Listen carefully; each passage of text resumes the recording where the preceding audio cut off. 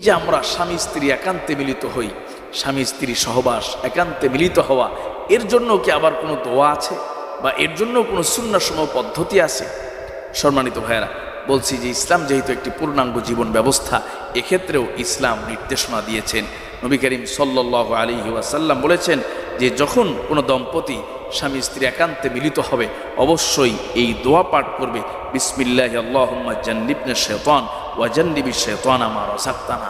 এই দোয়া পড়বে, অবশ্যই তাদের সাথে শয়তান থাকতে পারবে না, তাদের কাছে শয়তান ভিড়তে পারবে না। এর মাধ্যমে যে সন্তান আসবে পৃথিবীতে, অবশ্যই একজন নেককার সন্তান আল্লাহ সুবহানাহু ওয়া তাআলা তাদেরকে দান করবে। আলহামদুলিল্লাহি ওয়াহদা ওয়াসসালাতু ওয়াসসালামু আলা মান লা নাবিয়্যা বা'দা, আম্মা বা'দ। সম্মানিত সুধী, ইসলাম একটি পূর্ণাঙ্গ জীবন ব্যবস্থা। এজন্য বলা হয়েছে Islam is the code of life, complete code of life. ইসলাম হলো একটি পূর্ণাঙ্গ জীবন ব্যবস্থা, যেই জীবন ব্যবস্থায় মানুষের জীবনের কোনো পার্ট, মানুষের জীবনের কোনো বিষয় এমন নেই যার সমাধান ইসলাম করতে পারে না বা ইসলামের মধ্যে নেই। হযরত সালমান ফারসি রাদিয়াল্লাহু তাআলা আনহু বয়োজ্যেষ্ঠ সাহাবী ছিলেন।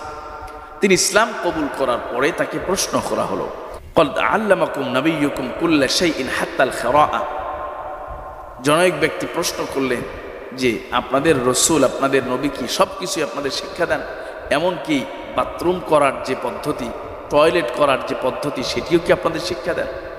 হযরত সালমান ফারসি রাদিয়াল্লাহু তাআলা আনহু বললেন, হ্যাঁ, আমাদের রসুল তো এমন রসুল, আমাদের নবী তো এমন নবী, যিনি বাথরুম করার পদ্ধতিও তিনি আমাদেরকে শিক্ষা দেন, ইস্তেঞ্জা যাওয়ার পদ্ধতিও তিনি আমাদেরকে শিক্ষা দেন। এটাই হলো ইসলাম। ইসলামে মানুষের জীবনের প্রতিটি ক্ষেত্রে, প্রতিটি অংশের সমাধান রয়ে গিয়েছে। সুবহানাল্লাহ। নবী করিম সাল্লাল্লাহু আলাইহি ওয়াসাল্লামের এই হাদিস থেকে কথাটি স্পষ্ট হয় যে দুনিয়ার মানুষ টয়লেটে যাওয়া, বাথরুমে যাওয়া, ওয়াশরুমে যাওয়া এটাকে কোনো গুরুত্বপূর্ণ বিষয় মনে করে না।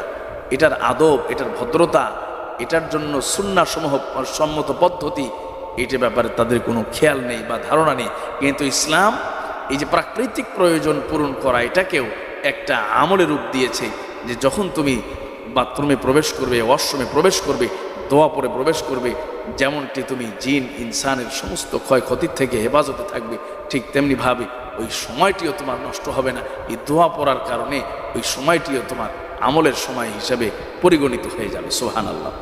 সম্মানিত প্রিয় দিনী ভাইরা, সম্মানিত প্রিয় বোনেরা, এই জন্য ইসলাম হলো মানুষের জীবনের একটা চমৎকার জীবন ব্যবস্থা, যেখানে মানুষ তার জীবনের সকল সমস্যা সমাধান পেতে পারে।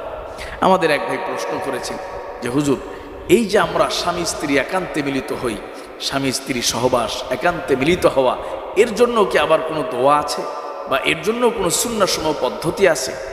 সম্মানিত ভাইয়েরা, বলছি যে ইসলাম যেহেতু একটি পূর্ণাঙ্গ জীবন ব্যবস্থা, এক্ষেত্রেও ইসলাম নির্দেশনা দিয়েছেন। নবী করিম সাল্লাল্লাহু আলাইহি ওয়াসাল্লাম বলেছেন যে যখন কোনো দম্পতি স্বামী স্ত্রী একান্তে মিলিত হবে, অবশ্যই এই দোয়া পাঠ করবে, বিসমিল্লাহি আল্লাহুম্মা জান্নিবনা শাইতান ওয়া জান্নিবিশ শাইতানা মা রাযাকতানা।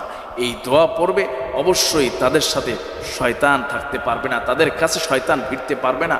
এর মাধ্যমে যে সন্তান আসবে পৃথিবীতে, অবশ্যই একজন নেককার সন্তান আল্লাহ সুবহানাহু ওয়া তাআলা তাদেরকে দান করবে।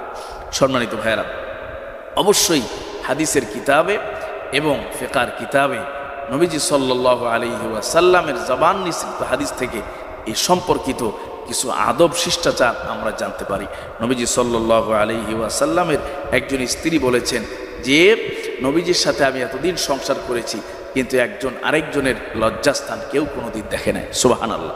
সম্মানিত ভাইয়েরা, এই জন্য এই একান্তে মিলিত হওয়ার বিষয়টি অবশ্যই এটি একটি গোপনীয় বিষয়, একটি গুরুত্বপূর্ণ বিষয়, যে বিষয়টি অবশ্যই একান্তই কেবলমাত্র স্বামী স্ত্রীর মধ্যে এটা থাকবে। আজকাল কি দেখা যায়, এগুলো নিয়ে আলোচনা হয়, চর্চা হয়, এগুলো বলা সম্পূর্ণ নিষেধ, এগুলো পর্দার লঙ্ঘনের মধ্যে পড়ে যায়।